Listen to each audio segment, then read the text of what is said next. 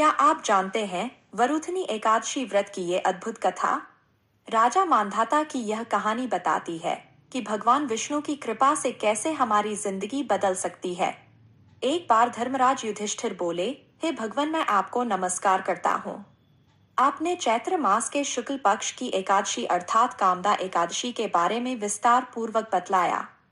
अब आप कृपा करके वैशाख कृष्ण एकादशी का क्या महत्व है, इसका क्या नाम है तथा उसकी विधि एवं महात्म्य क्या है, ये सब विस्तार से बताइए। भगवान श्री कृष्ण ने कहा, हे राजेश्वर, वैशाख मास के कृष्ण पक्ष की एकादशी को वरुथिनी एकादशी के नाम से जाना जाता है। यह सौभाग्य को देने वाली, सब पापों को नष्ट करने वाली तथा अंत में मोक्ष को देने वाली है। इसके महात्म्य की आपसे कहता हूँ।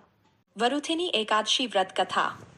प्राचीन काल में नर्मदा नदी के तट पर मांधाता नामक राजा राज्य करते थे।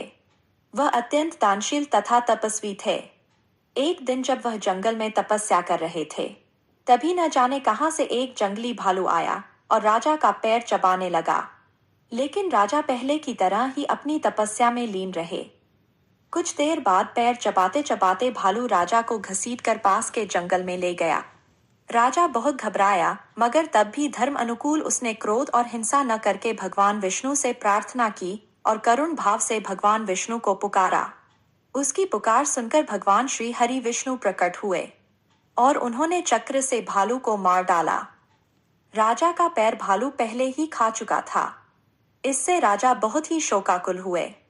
राजा को दुखी देखकर भगवान विष्णु बोले, हे वत्स, शोक मत करो। तुम मथुरा जाओ और वरुथिनी एकादशी का व्रत रखकर मेरे वरा अवतार की पूजा करो। उसके प्रभाव से तुम फिर से संपूर्ण अंगों वाले हो जाओगे। इस भालू ने जो तुम्हें खाया है, यह तुम्हारे पूर्व जन्म का अपराध था।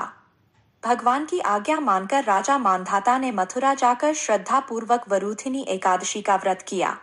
इस व्रत के प्रभाव से राजा शीघ्र ही सुंदर और संपूर्ण अंगों वाला हो गया।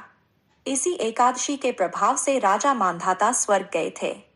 जो भी व्यक्ति भय से पीड़ित हो, उसे वरुथिनी एकादशी का व्रत रखकर भगवान विष्णु की पूजा अवश्य करनी चाहिए।